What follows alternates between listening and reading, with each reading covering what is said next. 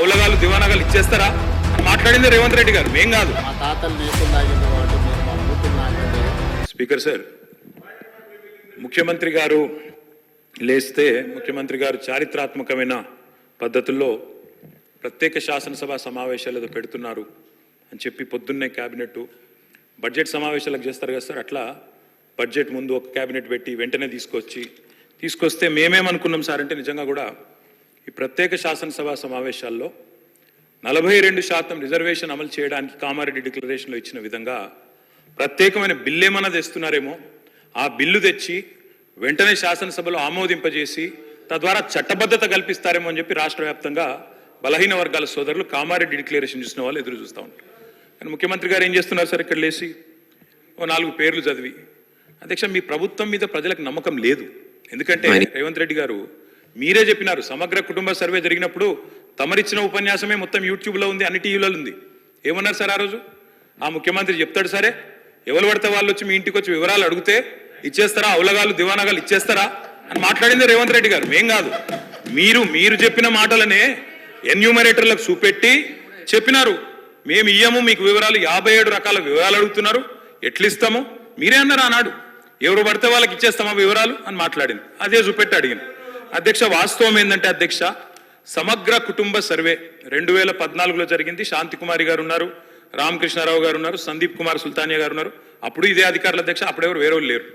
సమగ్ర కుటుంబ survey, I'm saying this on record, I worked as a minister for 9.5 years. Yes, చేసింది మొత్తం ప్రభుత్వ అధికారులే, చేపించింది ప్రభుత్వమే. Yes, it is an official document. అందులో ఖచ్చితంగా మేము ఓపెన్ గా వెబ్సైట్ లోనే పెట్టినాం, అసెంబ్లీలో కాదు, చాటుమాటుకు కాదు, పారదర్శకంగా వెబ్సైట్ పెట్టాం. ఆ వెబ్సైట్ లోంచే పాయల్ శంకర్ గారు తీసుకున్నారు. ఏముంది అధ్యక్ష సమగ్ర, ఒక మాట మీ చేతిలో కూడా అదే ఉంది. ఏముంది అధ్యక్ష అందులో డేటా? తేడా ఏంటంటే కేసీఆర్ గారి ప్రభుత్వానికి కాంగ్రెస్ ప్రభుత్వానికి అధ్యక్ష, సమగ్ర కుటుంబ సర్వేలో పాల్గొన్న కుటుంబాల సంఖ్య 1,03,00,000 కుటుంబాల అధ్యక్ష, 1,03,95,000. మొత్తం పాల్గొన్న ప్రజలు 3,68,00,000. 3,68,00,000 జరిగింది ఒక్క రోజులో 24 గంటల్లో రాష్ట్ర వ్యాప్తంగా ప్రతి ఇంటిని ఎన్యూమరేట్ చేసి అత్యద్భుతంగా చేసినాం మేము. చేసిన తర్వాత ముఖ్యమంత్రి గారు నిజంగా ఎంత మిస్లీడింగ్ గా మాట్లాడుతున్నారంటే అధ్యక్ష, వారు అంటారు, అధ్యక్ష ఇంతకు మించిన టాపిక్ లేదు అధ్యక్ష, వారు అడిగిన ప్రశ్నకు తప్పకుండా మా ప్రభుత్వం గతంలో చేసిన పని గురించి వారు అనుమానాలు తలెత్తే విధంగా ఏదైతే మాట్లాడినారో దాని గురించి చెప్పాలి అధ్యక్ష. వారు అంటారు అధ్యక్ష బీసీల సంఖ్య అందులో ఎంత అని. ఎస్, ఆనాడు బీసీల సంఖ్య సమగ్ర కుటుంబ సర్వే ప్రకారం 1,85,61,856, 51%. 51% బీసీలు ప్లస్ అది కాకుండా ముస్లిం సామాజిక వర్గంలో ఉండే బీసీలను కూడా కలుపుకుంటే 10%. మొత్తం ఆనాడు సమగ్ర కుటుంబ సర్వే ప్రకారం రాష్ట్రంలో బీసీల సంఖ్య 61%. ఈ రోజు రాష్ట్ర వ్యాప్తంగా మేము మాట్లాడడం కాదు అధ్యక్ష, ఇక్కడ మా శ్రీనివాస్ యాదవ్ గారు కరెక్ట్ గా చెప్పినారు. మీ కాంగ్రెస్ పార్టీ ఎమ్మెల్సీ చెప్తున్నాడు బయట, దీన్ని తగలబెట్టండి, ఇంకా గలీజ్గా మాట్లాడింది నా మాట అన్న, తగలబెట్టండి అన్నాడు. దీన్ని తగలబెట్టండి, ఈ నివేదికను తప్పుల తడక అని కాంగ్రెస్ పార్టీ ఎమ్మెల్సీ చెప్తున్నాడు, మేం కాదు.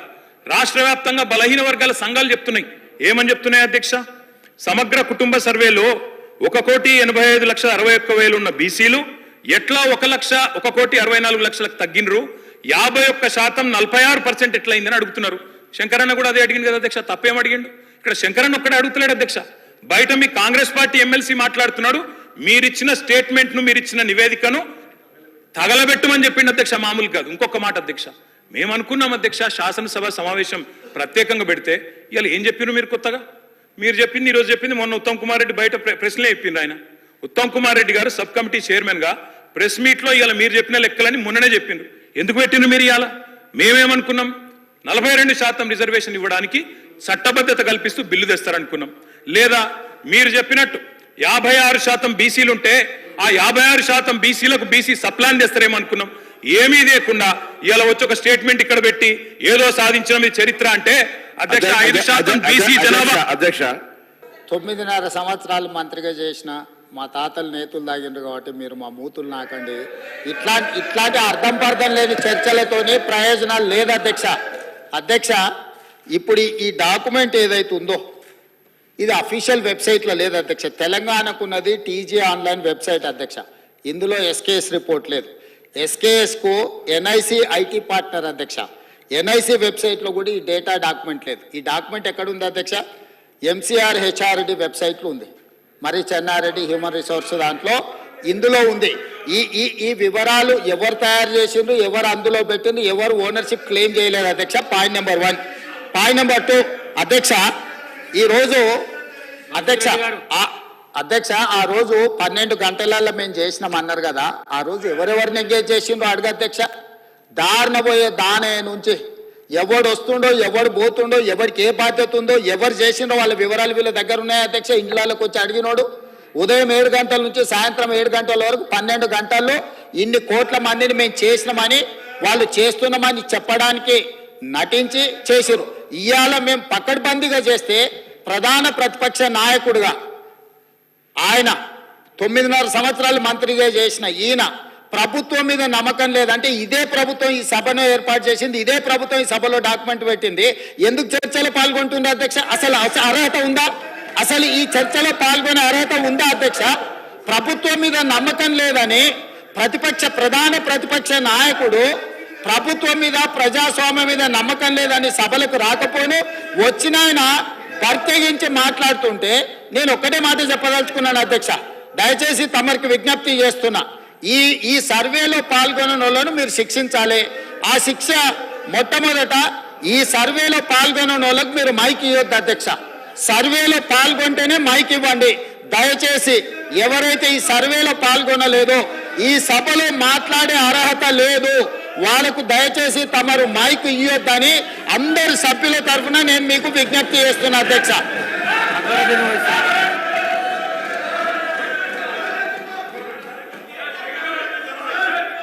Honorable Speaker, sir. Sir, I take the opportunity